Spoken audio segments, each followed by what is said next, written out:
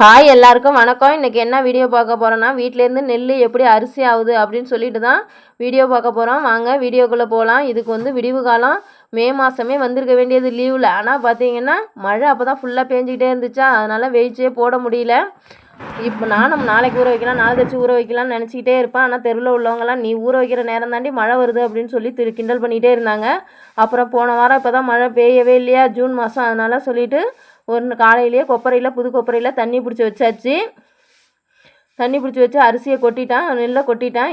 பார்த்தீங்கன்னா இது 1.5 மூட்டை 1.25 மூட்டை இருந்த நெல் கோழி கொத்தி கொத்தி கொத்தி பாருங்கள் 1.25 மூட்டைக்கு கிட்டத்தட்ட வந்துருச்சு. அதுக்கப்புறம் தான் நமக்கு நெல் வழிக்கிறதுக்கு விடிவு காலம் வந்திருக்கு. கோழி ஓட்டை என்னால் சுத்தமாக முடியலைங்க. நெல் கிடந்ததுக்கு அதுக்கும் 5-6 மூட்டை இருந்துச்சா வாசலில். கோழி ஓட்டை என்னால் முடியலைங்க. டெய்லி இந்த கோழியை ஓட்டி ஓட்டி நானும் அழுத்து போயிட்டேன்.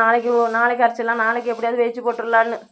அப்புறம் எப்படியோ நல்ல வேலை விடிவு காலம் வந்துருச்சு. அப்புறம் எடுத்து தண்ணியில் கொட்டிவிட்டேன். தண்ணியில் கொட்டுனா பார்த்தீங்கன்னா மேலே ஒரே பதறு. 1.5 மூட்டைக்கு கிட்டத்தட்ட 1/2 மூட்டை வெறும் பதறாவே இருந்திருக்க மாட்டேருக்கு. நானும் பார்க்காம விட்டுட்டேன். இந்த கோழி கொத்துனதில் அந்த பதர் வந்துருச்சுன்னு நினைக்கிறேன். எல்லாம் கொத்தி கொத்தி அரிசியை சாப்பிட்டுருச்சா, மீதி எல்லாம் பதறாயிடுச்சு. இதை நல்ல வேலை நான் விற்காமல் வீட்டிலே வச்சுருந்தேன். கேட்டிருந்தவங்கள்ட்ட விற்றுருந்தாங்கன்னா என்னை காரி மூஞ்சில் தூக்கியிருப்பாங்க. அந்தளவுக்கு பார்த்திங்கன்னா பதறாக இருக்குது. எவ்வளோ அரிக்க மேலே மிதக்கிறது தான் பார்த்திங்கன்னா பதறு, அடியில் போகிறதுலாம் பார்த்திங்கன்னா நல்ல நெல், அதில் அரிசி இருக்கும். இதை நம்ம மேலே அரிக்காமையே நம்ம வேய்ச்சி போடலாம். ஏன்னா மாட்டுக்கு தவிடாயிடும்.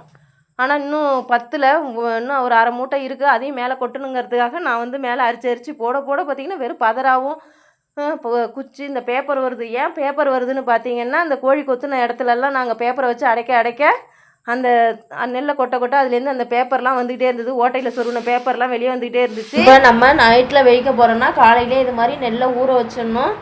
இது பார்த்திங்கன்னா எங்கள் ஊரில் ஞாயிற்றுக்கிழமெல்லாம் நெல் வெடிக்க மாட்டாங்க. ஏன்னா ஞாயிற்றுக்கிழமை தான் நெல் பிறந்துச்சோம். அதனால் நாற்று விட மாட்டாங்க, நெல் வாங்க மாட்டாங்க, விற்க மாட்டாங்க. அது மாதிரி ஞாயிற்றுக்கிழமை நெல் வைக்கவும் மாட்டாங்க. எங்கள் சைடு உங்களது எப்படின்னு சொல்லி கமெண்டில் சொல்லுங்கள். அப்புறம் நான் அரிச்சிட்டு இருக்க போக எங்கள் அம்மையும் அங்கேருந்து வந்துச்சு. நீ கொஞ்சம் நேரம் அரிச்சு கொடுமீன்னதும் அதுவும் கொஞ்சம் நேரம் அரிச்சிச்சு. பேசுன்னு பேசிச்சு. என்னாடி இந்த பொழப்பு நடத்துகிறேன்னு. அங்கே பாருங்கள் எவ்வளோ பேப்பர் கிடக்குன்னு சொல்லிவிட்டு நான் என்ன பண்ணுறது, கோழி கொத்த அதில் பேப்பரை அடைச்சி தான் வைக்க முடியும். வேறு என்ன பண்ண முடியும்.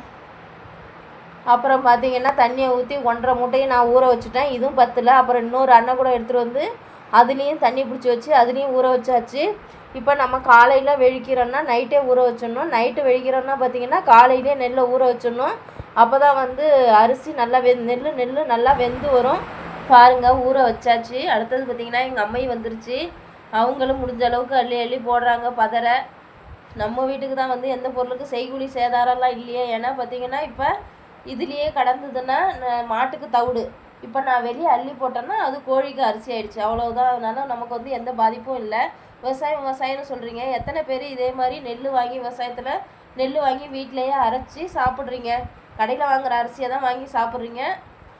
நமக்கு கட்டுப்படி ஆகலைங்க. 1300 நினைக்கிறேன் ஒரு நந்திக்கொண்டு. அந்தளவுக்கு அரிசி வாங்கினா எனக்கு எப்படி 2 மாதம் ஓடும். ஆனால் அந்த 2 மாதத்துக்குள்ளே புழு வச்சுருது அரிசி. நான் பார்த்துட்டேன். அதனால நமக்கு செட் ஆகல. அதுவும் இல்லாத அந்த அரிசிலாம் சாப்பிட்டா உடனே பசிக்க ஆரம்பிச்சிருது. நான் 2 வேளை 2 தாட்டி காலகட்டம் எடுத்து கொத்துறோம்னா முடிஞ்சு போகுதுன்னு சொல்லி. ஆனால் இந்த அரிசி இதை சாப்பிட்டீங்கன்னா இதில் உள்ள டேஸ்ட்டே வேறு தாங்க. உண்மையாக இல்லையான்னு சொல்லிட்டு கமெண்டில் சொல்லுங்கள். எங்கள் அம்மையை அரிச்சிட்டு இருக்கவங்களே எங்கள் வீட்டில் ஒரு வாண்டு இருக்குது பாருங்க.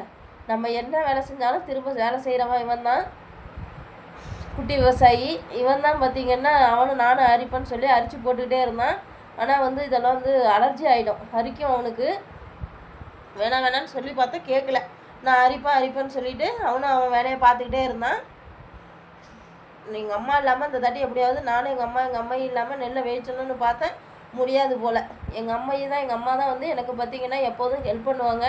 நெல் வெடிக்கிறதா இருக்கட்டும், எதாக இருந்தாலும் எங்கள் அம்மை தான் எனக்கு ஹெல்ப் பண்ணுறது. பார்த்திங்கன்னா இவங்க தான் நெல் வேய்ச்சி கொடுத்துருவாங்க. நீ ஊற வை, நான் வேய்ச்சி கொடுத்துட்றேன் அப்படின்னு சொன்னாங்க.